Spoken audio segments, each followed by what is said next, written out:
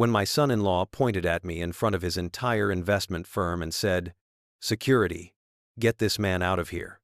I felt something in my chest tighten, not the sudden shame, but a cold clarity. The room fell into that odd hush that only office buildings with glass walls and two polished shoes ever know. People watched like they were waiting for the end of a play. Then the managing partner stepped forward, looked at me once, and said, "Sir, your transfer is approved. 15 million cleared." He turned to Evan and, without raising his voice, finished, "Pack your desk." Evan's face folded. The smirk vanished like smoke.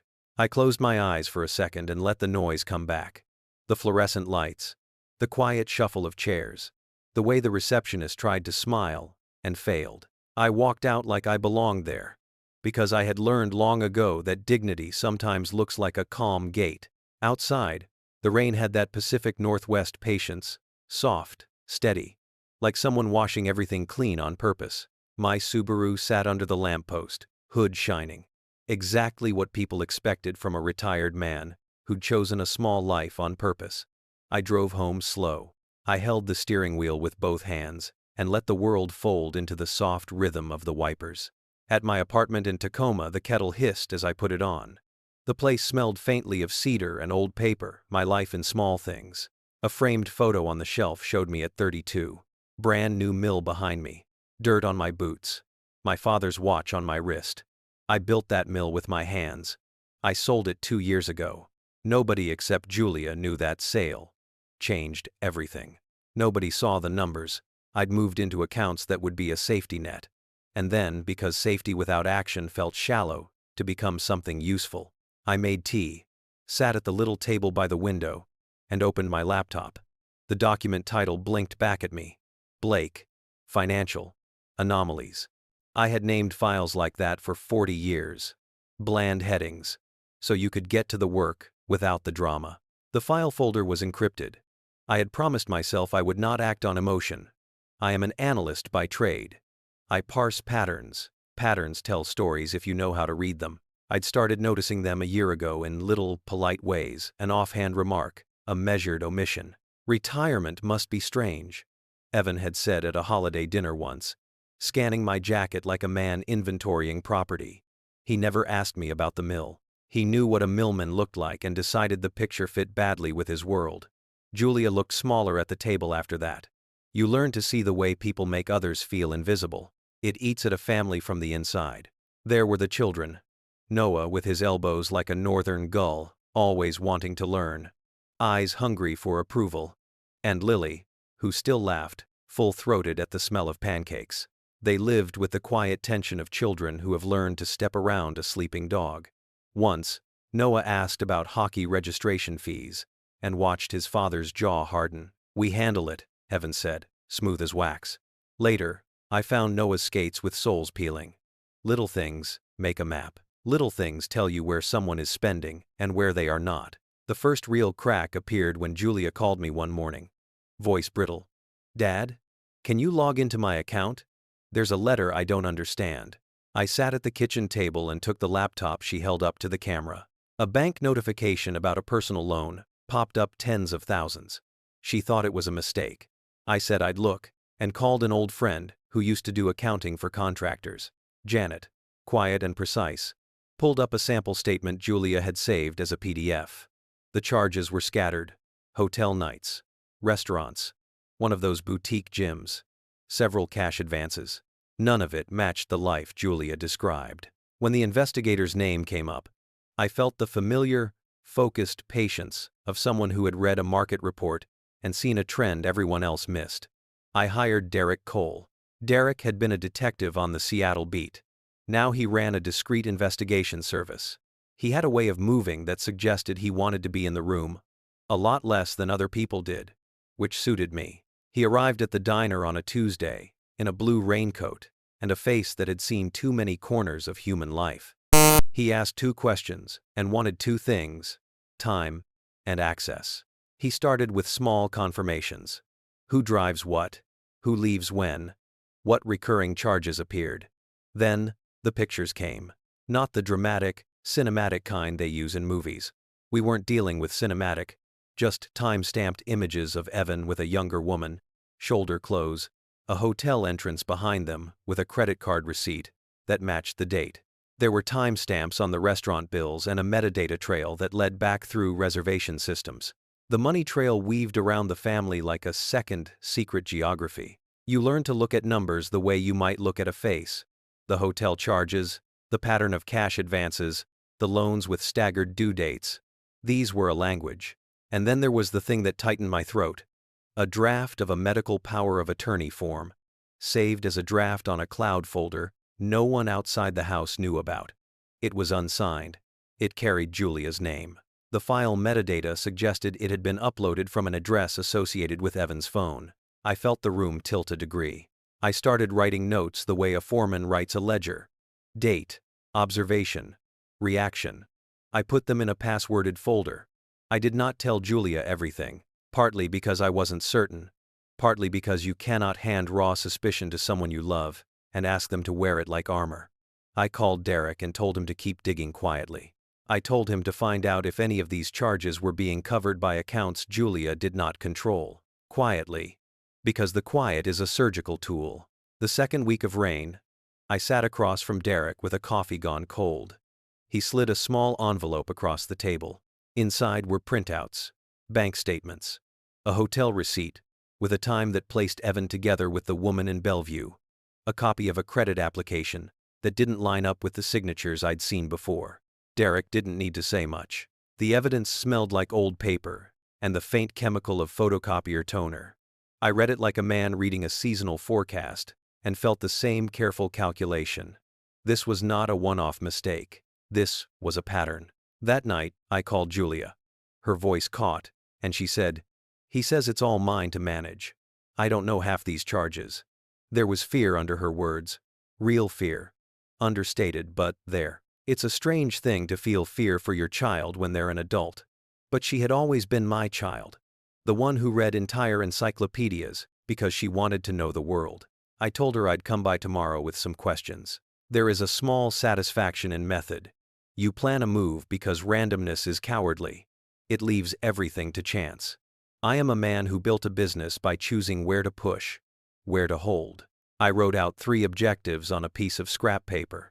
Expose the pattern, protect Julia and the children, secure what was theirs. Then I shut the paper in a drawer where my father used to keep his ledgers. The rain on the window sounded like a metronome. The pieces were in motion. A week later, I showed up at Redwood Capital under the pretense of an appointment. The lobby smelled of lemon polish and expensive coffee. I walked past polished brass and glass and thought about the difference between being seen and being known. People see what their world expects them to see. I had chosen to be small on purpose. That smallness had been a coat I wore like armor. Now, it felt like a lever. When I was led into the partner's office, the city stretched behind him like a promise. We spoke in measured tones about discreet management and liquidity. I placed a leather folder on his desk, bank drafts inside, everything professional, everything clean. No theatrics. The meeting was businesslike, almost brief, until we both noticed Evan through the glass, gesturing with a client. He looked at me, smiled with that practiced ease. Not knowing the weight of the envelope in my coat, I signed the forms. The room hummed with a slow, inevitable readiness. On the elevator down, a man I had been 3 decades ago, calloused hands, steady jaw, felt like a memory.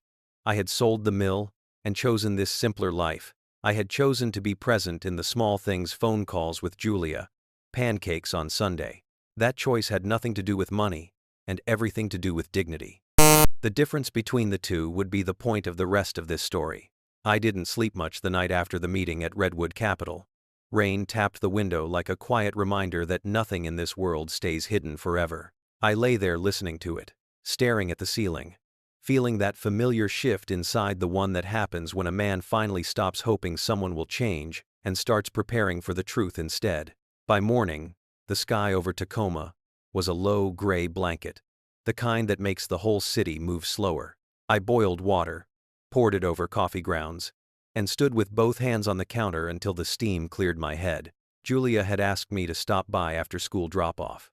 I drove over early, wanting time to walk the neighborhood, to see how the air felt around their home.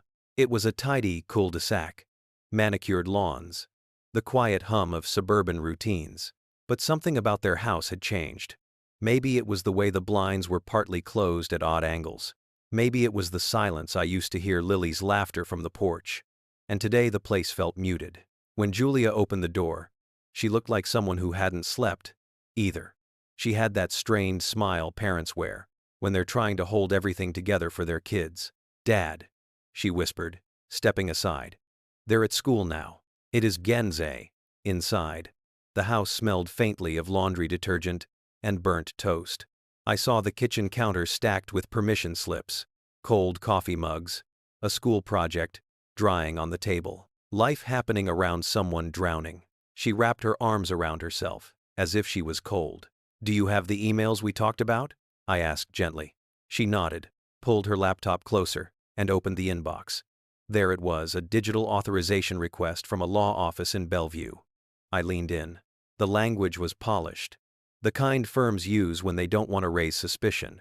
The subject line was soft enough to slip under any radar. Review of beneficiary information.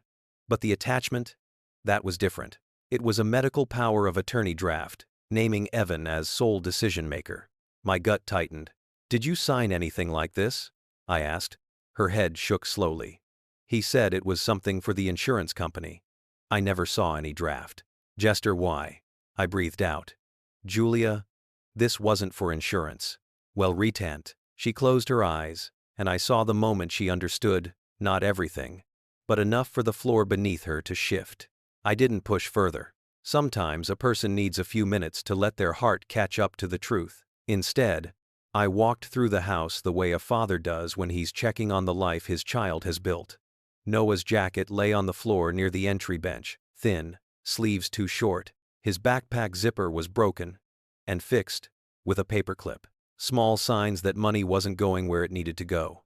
I opened the pantry and saw discount cereal, generic pasta, and an empty snack jar. Evan made 6 figures. This didn't make sense, unless the money was going somewhere else. Julia sat at the kitchen table with her fingers pressed to her forehead. "Dad, I keep thinking I should have known, that I should have seen something." End quote. "You saw plenty," I said softly. "You just believed the best in him. That's not a weakness." "Dower." She swallowed hard. "What do we do now?" It's Nate again. I didn't answer yet, not because I didn't have an answer, but because I didn't want to hand her a battle plan before she was steady enough to hold it. My father once told me that truth is like winter water. You never jump straight in. You step close. You test the edges. And then when you're ready, you wade into the cold. "Let me look at a few things," I finally said. "And we'll move carefully." Der Amda. That afternoon, I drove to the old diner in Renton, where Derek liked to meet. The neon sign flickered in the rain, casting a blue glow on wet pavement. Derek slid into the booth across from me, his coat dripping at the edges. He didn't waste time. He rarely did. "I found something," he said, placing a sealed envelope beside my coffee. "You may want to breathe before you look." End quote. I opened it. Hotel statements, restaurant receipts, multiple visits with the same woman, Ava Pierce. A junior analyst Evan supervised. The timestamps were precise. The dates matched nights he told Julia he was working late. End quote. Townsend. Then came the loan records. Derek tapped a page with the back of his pen. "This one's big. Nearly 40,000 from a private lender in Bellevue. High interest. He's been rolling payments between cards. And we're gonna out." I scanned the forms, debt layering, cash advances, transfers that made no sense for a man with Evan's salary. It painted a picture I didn't want to accept but had to. Evan was sinking, deeply, and he was dragging Julia and the kids with him. "What about the forged signature?" I asked quietly. Derek nodded. "Confirmed. The digital file was created from a scanned copy of an older form Julia signed 2 years ago. Her signature was lifted and placed onto the new draft." He paused. He planned to submit it. Probably soon. Might it? Something inside me went still. Not hot anger. Not panic. Just a clean, cold line of focus. "What about assets?" I asked. "Did he try accessing anything under my name?" End quote. Derek hesitated. "Yes. He attempted an inquiry on a retirement-linked account. Didn't get far, but he tried. They're a grad. I felt the diner's hum fade. The clatter of plates, the hiss of the coffee machine. Everything moved distant.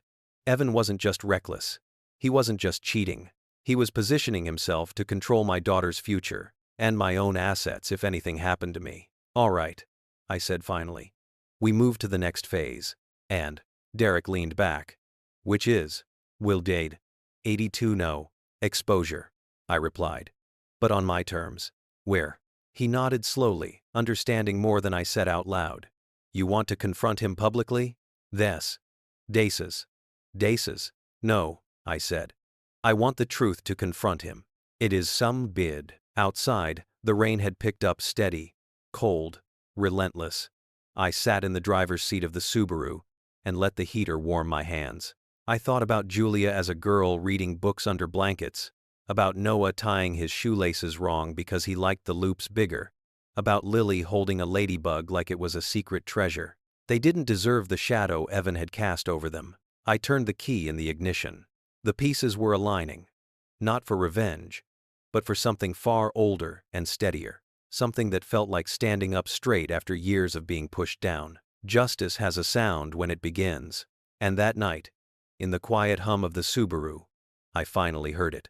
The next morning, the sky over Seattle was a pale silver, one of those days when the light feels thin, like it's slipping through a crack.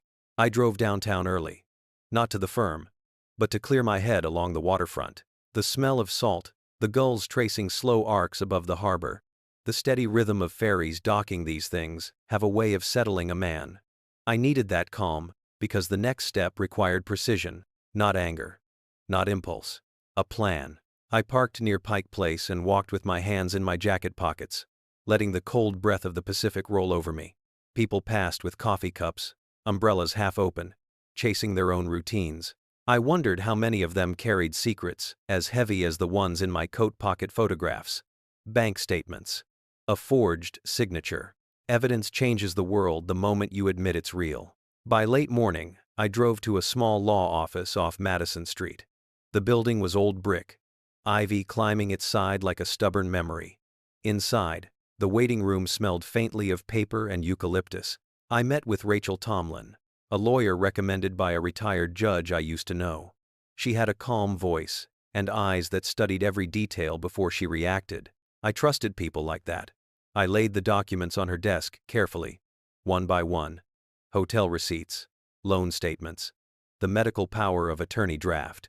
Rachel adjusted her glasses and read silently. When she finally looked up, there was no shock on her face, just a slow exhale. This is serious, she said. Your daughter is exposed to multiple risks, financial, legal, even reputational. I have doubt. She didn't know, I replied. She didn't consent to any of it. 9. I believe you, Rachel said. And we'll protect her. But Michael, we need strategy, not confrontation. If he senses you're building a case, he might hide assets or pressure her. Eddie. I nodded. Strategy was familiar terrain. What's the first move? It said it. Document everything, she said. Don't warn him. Don't confront him. We gather proof. Quietly. Then choose the moment. I pressed. I left her office with a folder of instructions and a steadiness I hadn't felt in years.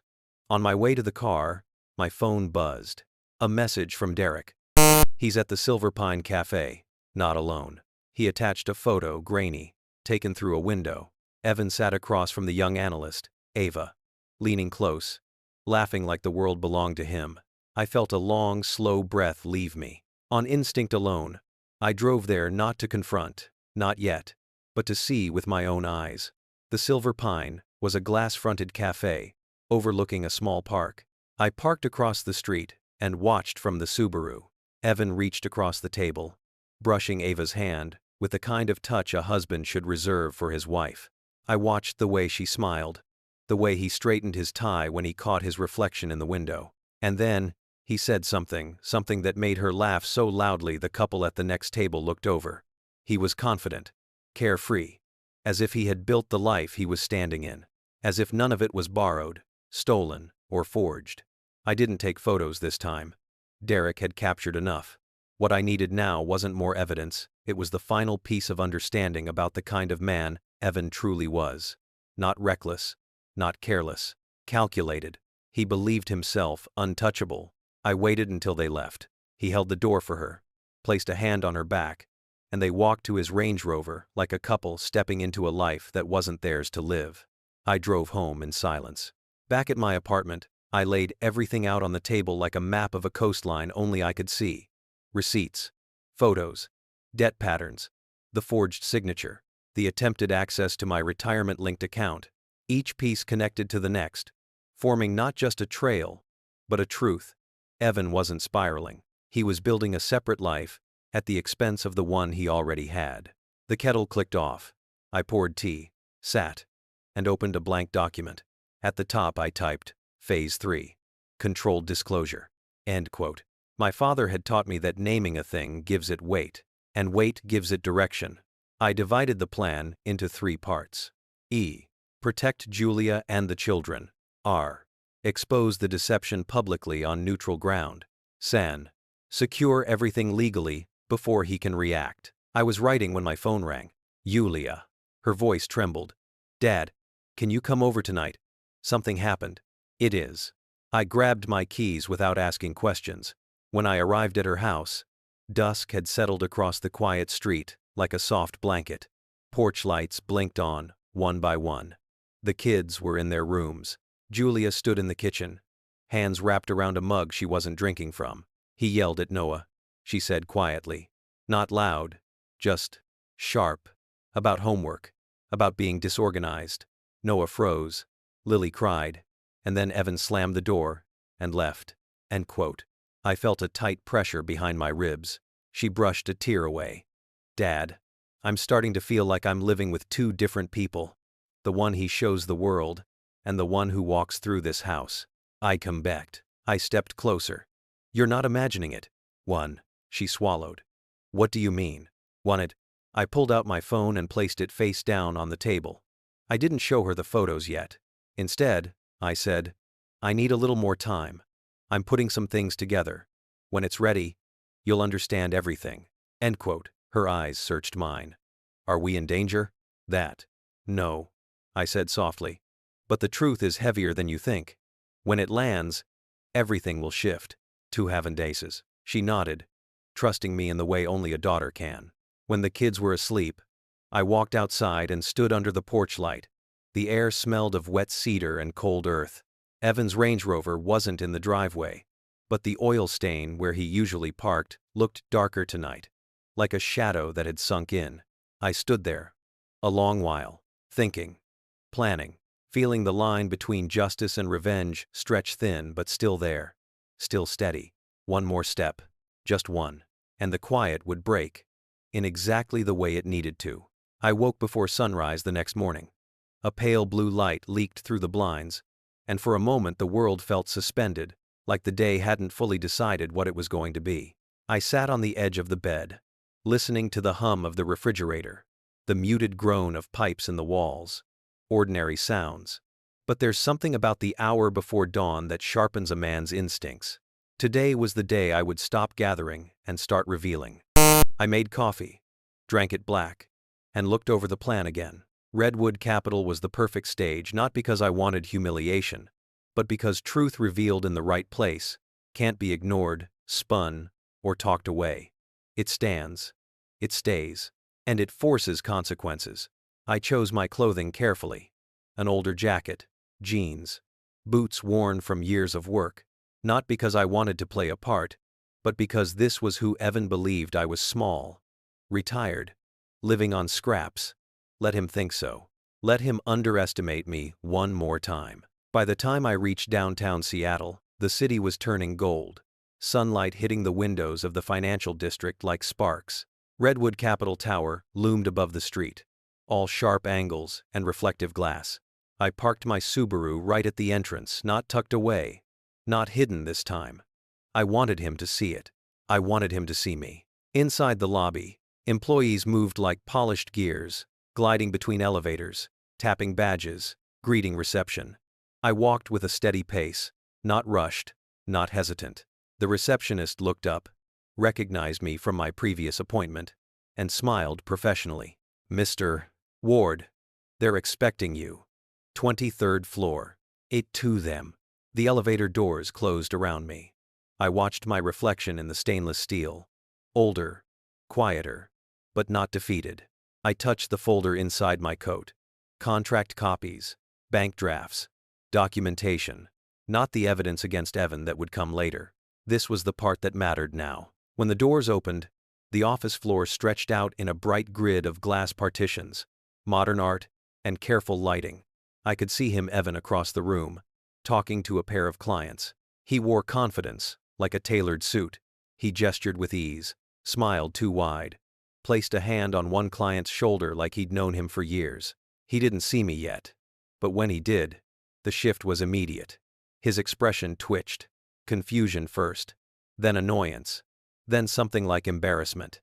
He gave a barely polite excuse to his clients, and stepped toward me, all stiff edges and false composure. "What are you doing here?" was Nowwork. I didn't answer him. I walked past, toward the managing partner's office. Let him follow if he wanted.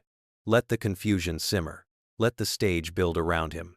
Lucas Harrington, the managing partner, greeted me with a firm handshake. "Mr. Ward, everything is ready." As go away. He led me to the glass-walled conference room, a space designed for visibility, intended to project transparency. Today, it would do exactly that. We sat. He spread the documents before me. Portfolio registration, transfer confirmations, risk disclosures, service agreements, a stack thick enough to silence any doubt. I felt Evan before I saw him. His shadow fell across the glass. He took a step inside. "Dad, seriously. What's going on? Why are you here?" "Wise." Lucas, without turning to him, spoke in a tone carved from stone. "Mr. Blake, this is a confidential client meeting." 2000. The room went quiet. I signed the first document. My pen moved steadily, each stroke a statement, each signature a line closing around the truth. Evan blinked rapidly. 15 million? That makes no sense. That he doesn't. He turned to Lucas. "There's been a mistake. He's retired. He lives in a tiny apartment. He drives a Subaru," I said calmly, signing the next form. "It takes me where I need to go." Vase stowed, with cluffed talonation. A few employees had paused nearby, pretending not to watch. Failing. Evan let out a hollow laugh. "This is ridiculous. He doesn't have that kind of money. He worked at a mill. Dough. I own the mill," I murmured, not looking up. "Sold it 2 years ago." End quote. It was like someone cut the air out of him. His mouth opened, but no sound came out. Lucas cleared his throat, finally turning to face him. "Mr. Blake, we have conducted full due diligence. The transfer is verified. Mr. Ward is now one of our most significant clients. We're acquired." Evan's eyes darted. Desperate. Searching for a foothold. "Dad, why didn't you tell us?" Did. Us. As if he deserved inclusion, I signed another page. "You were always confident in my financial situation. I saw no reason to correct you." Azar. A few whispers rippled through the room like wind through a field. Evan swallowed hard. "Okay. All right. Maybe we can talk privately. I can help." "Help?" I finally lifted my head. "Julia's bank accounts are draining. The children's needs are ignored. Your debt is a crater you've been filling with lies. It's not." And his face drained white. This was the moment the room tightened. The moment when truth stopped being abstract and became a blade. Lucas stepped closer. "Mr. Blake, based on recent findings in our internal review and your conduct in this office, I'm going to ask you to surrender your badge and step away from the firm immediately." That here offend. "What?" Evan's voice cracked. "You can't. HR has been notified. Security will escort you." Tans. His hands trembled slightly. His jaw clenched. In that instant, the polished confidence shattered, revealing a man who had built his life on borrowed charm and quiet manipulation. He looked at me, pleading now. "You don't know what you've done. Tane. 8. Take side." "I do," I said quietly. "For the first time in years, I finally do." Hoed. BTs. Security approached. Evan backed away, shaking his head, muttering fragments of excuses about stress, about misunderstandings, about temporary setbacks. But the words dissolved in the hum of the office. They walked him out, not loudly, not roughly, just conclusively. I gathered my portfolio, thanked Lucas, and walked toward the elevators. The floor was silent behind me. No more whispers. Just the soft click of my boots on polished tile. Outside, the wind smelled of coming rain. I stood there, the city moving around me, and for the first time since this began, I felt something lift. Not triumph, not victory. Relief, edged with sorrow. It was time to tell Julia, and to show her everything. I unlocked the Subaru, sat for a moment with my hands on the wheel, and breathed. The quiet part was over. What came next would change her life forever, and break whatever illusions she still held. When I pulled up to Julia's house that afternoon, the sky had shifted into a soft winter orange, the kind that makes the world look gentler than it really is. I walked toward the door with the weight of the folder under my arm, feeling each step like a countdown. She opened it before I had the chance to knock twice. Her eyes were red, but there was a steadiness in them I hadn't seen in months. "Dad, did something happen?" "Down a gram." I didn't answer right away. Instead, I stepped inside and set the folder on the kitchen table. The house was quiet, too quiet for a home with children. Julia folded her arms, bracing herself. "Before I show you anything," I said softly, "you need to know, none of this is your fault." A laughter, her throat bobbed as she swallowed. "Just tell me." As one percent it, I opened the folder. Photographs first. Hotel entries. Time-stamped dinners. Evan leaning too close to someone who wasn't her. Julia covered her mouth, breath hitching. But she didn't collapse the way I feared she would.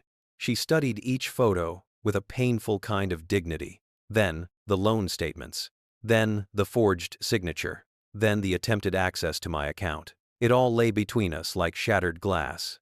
"Sharp and unavoidable," she whispered. "How long?" "It spat, daughters. Months," I said. "Maybe longer." "Die." If different to do that way, her eyes closed. A single tear escaped. But when she opened them again, there was steel beneath the sadness. And then the front door opened. Evan stepped inside holding a cardboard box, the kind people use when they've been let go. His tie hung loose around his neck. His eyes were wild, like a man chasing explanations faster than he could invent them. When he saw me, he froze. "You," he breathed. "You did this." "Is not today." Julia straightened. "What did he do, Evan?" "Because I've seen the photos. And the loans. And the forged documents." I have sighed. His face drained. "Julia, it's not what it looks like." "It looks like betrayal," she said, voice trembling but firm. "It looks like you built a whole other life while draining ours. It looks like you tried to take control of my decisions without telling me. That, it's not with problem." He stepped toward her. I moved slightly, just enough to remind him she wasn't alone. His eyes flickered between us. "I can explain." "No," she interrupted quietly. "I've spent years listening to explanations. I'm done." "Fine with thing." He dropped the box onto the floor, papers spilling. "You're really taking his side? After everything? He's manipulating you?" "As it." Julia shook her head. "No. He's protecting me. Something you stopped doing a long time ago. And quit." For a moment, Evan just stood there, jaw tight, chest heaving. A man finally out of excuses. And then, with a frustrated sound, he grabbed his keys from the counter and walked to the door. "This isn't over," he said. "Yes," Julia replied, voice steady as stone. "It is, Dad9." He left. The door closed with a soft click, but the silence afterward felt like the collapse of a decade. Julia sat heavily at the table. I sat beside her and let her lean into me the way she used to when she was small and storms frightened her. We didn't speak for a long time. The weight of truth needs its own quiet. Eventually she whispered, "What now?" "We take the legal path," I said. "Safely. Properly. With people who know how to protect you. It never gover." She nodded, wiped her face, and drew in a long breath. "Okay. Let's do it." And so we did. In the weeks that followed, I drove her to meetings with Rachel, the lawyer. We compiled evidence. We prepared documents. We protected accounts. Every step was deliberate, no shouting, no chaos, just truth lined up like a row of trees, ready to stand their ground. The hearing took place 6 weeks later, in a family courtroom in downtown Seattle. The air inside felt still, like the world holding its breath. Julia sat beside her lawyer, hands folded tightly in her lap. I sat behind her. Silent support. Evan arrived in a borrowed suit, flank held together by desperation. He avoided my eyes. Maybe he knew. Maybe he didn't want to. The judge reviewed everything. The affair. The financial deception. The forged signature attempt. The debt hidden from Julia. Each piece of evidence landed with a quiet authority that didn't require theatrics. Truth rarely does. The ruling was swift. Primary custody to Julia. Standard visitation for Evan. The house awarded to Julia. All debts incurred by Evan remained his responsibility. Julia didn't smile. She didn't cry. She simply nodded, shoulders lifting slightly as if someone had finally taken a weight off her back. Outside the courthouse, sunlight broke through the clouds in thin, golden beams. She turned to me. "It's really over," she said. "It is," I replied.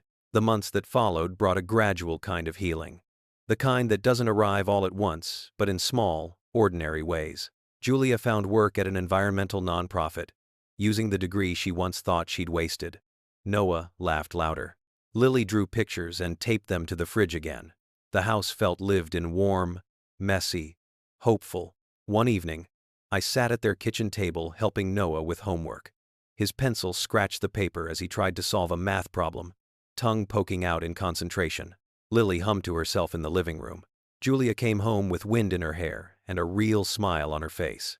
For the first time in a long while, the world felt like it was tilting back toward balance. Later that night, in my apartment, I opened a new document on my computer. At the top, I typed, "Education, Trust, Noah, and Lily." I had more money than I would ever use. Money only matters when it does something good. And those two kids deserved a future free from the shadows their father cast. I leaned back, listening to the rain. Seattle rain has a rhythm unlike anywhere else. Steady, honest, almost cleansing. It suited the end of this story, because justice had been served quietly, without violence, without spectacle, and healing had begun, slowly, tenderly, in the small corners of ordinary life. So now I'll ask you, tell me, would you forgive them, or would you choose justice? And if you want to hear the next true Canadian family story, subscribe to Father Reflexes and tell me which city you're listening from.